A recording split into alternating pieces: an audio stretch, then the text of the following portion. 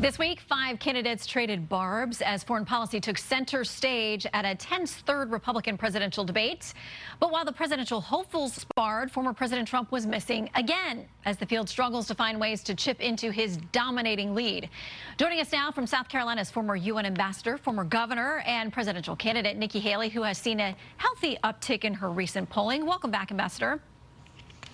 Thanks so much, Shannon. I want to start with Israel. Obviously, you have a deep foreign policy resume. What role do you think that the U.S. should have as an ally right now? You heard some of the comments from Senator Warner, chair of the Intel Committee. But there are critics with our own diplomatic corps who echo what he has said, that they're worried about us losing the Arab world, Israel losing the Arab world, with the current strategy and possibly the next generation that would be necessary for solving some of these problems long term. Our solution should be this. I mean, we should have 3 priorities. 1, to help Israel eliminate Hamas. 2, support Israel with everything they need, no questions asked. And 3, to make sure we do everything we can to bring the hostages home. This is a tough situation, but this is not just an Israel issue. This is an American issue. 33 Americans were murdered. They have American hostages right now. Israel is the tip of the spear when it comes to terrorism, and we have to remember, Iran is the #1 state sponsor of terrorism. And when they say death to Israel, they say death to America. This war affects us as well. Well, you heard Senator Warner also saying that he thinks a number of you on the debate stage were ready to go to war with Iran or do exact strikes on their actual soil, something a lot of people think would lead to a much broader regional war, if not something worse like World War III. What do you say to those who, I saw the headlines this week, the Republicans seem very interested in going to war with Iran? It's quite the contrary. A strong America doesn't start wars. A strong America prevents wars. What we're trying to do is prevent further war. And I dealt with Iran every day at the United Nations.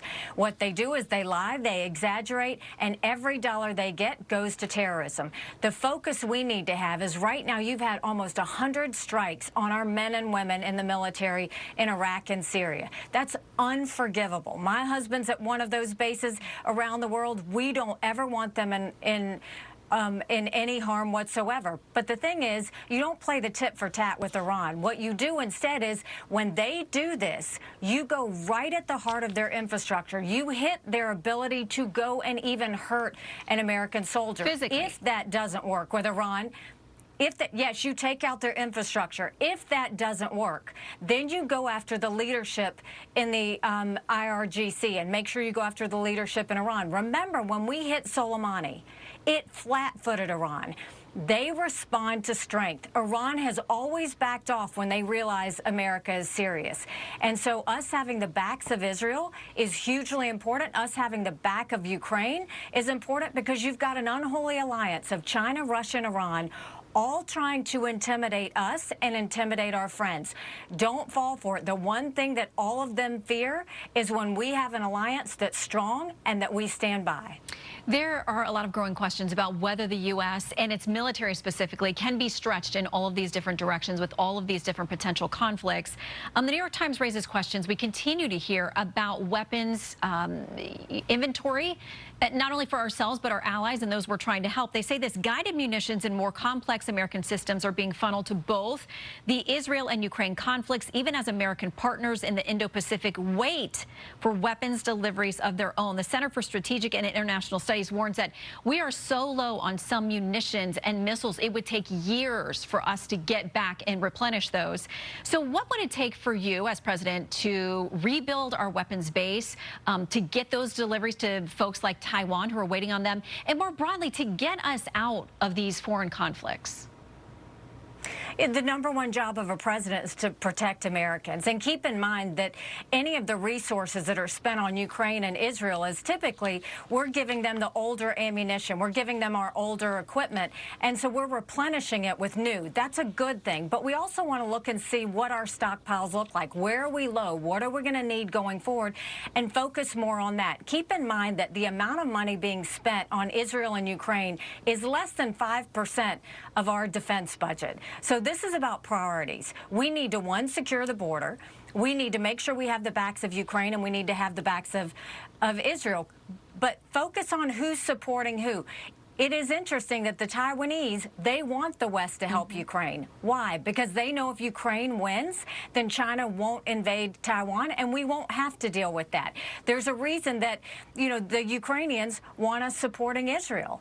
Why? Because they know if Iran wins, Russia wins, and they don't want to do that. Everybody else sees this unholy alliance except for Americans. Americans have their head in the sand. If we do this right in Ukraine and Israel, we won't have to deal with China. China's watching every bit of it, and they fear America that stands by her friends. Well, Americans, the polling shows, are growing weary of all of these different incursions around the world that we're being drawn into, and they are looking, in many cases, according to the polling, to a commander-in-chief who would pull them out of many of those. And I know that that's just part of the argument about the 2024 field.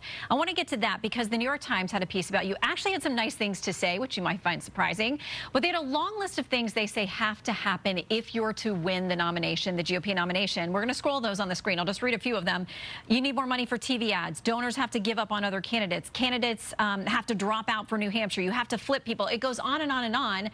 It's sort of in the vein of saying, so you're saying there's a chance.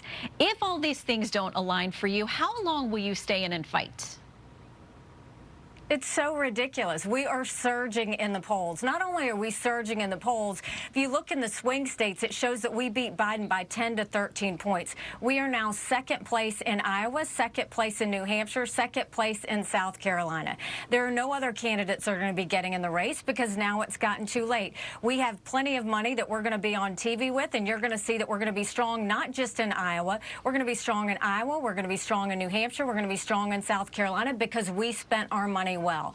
We've got great ground games in every one of those states, and we're going to keep surging. You've got Trump that's flatlined. You've got DeSantis that's falling in the polls, and we continue to go up. And we've had a great, last debate. We raised $1 million in 24 hours past the debate, and we're going to go work hard to earn every Iowan, every Granite Stater, and every South Carolinian vote because we have a country to save. Well, let's talk about a little bit of the realities, though. I mean, President Trump is up 30 to 40 points in most polls out there on the entire rest of the field.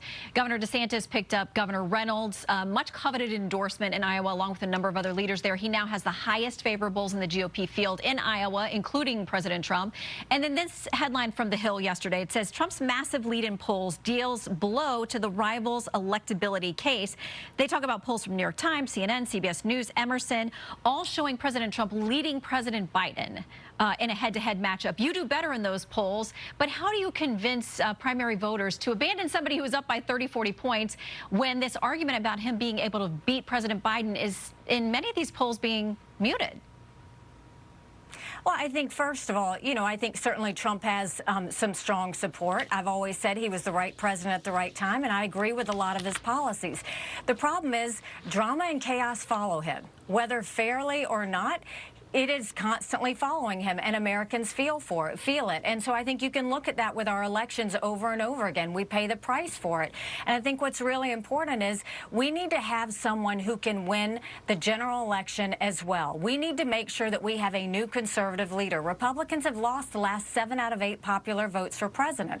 The way you do that is you send someone in there that doesn't just beat Biden by 2 or 3 points like Trump does. You get somebody that beats Biden between 9 and 13 points. That way we win up and down the ticket, governor's races, congressional seats, all of those seats. That's what we're trying to do, is not just win the presidential. We want to win across the board. I can do that, and that's the focus that we have. And I'll tell you that I think people are getting tired of the drama and the chaos and the negativity. They see the wars happening around that they want to prevent and put an end to. They see inflation that they can't afford. They see a border that's open. They see crime on the rise, and they see that our kids are suffering terribly in reading and math, and we've got to get that right. We are going to start to make America strong and proud again, and we're going to finish this, but we need everybody to go to NikkiHaley.com and join us. All right, we will follow along. See you on the campaign trail. And Ambassador, always our thanks to your husband, Michael, who is in uniform with tens of thousands of other Americans around the globe. Thank you both for his service. Thank you. God bless them all. That's right. All right.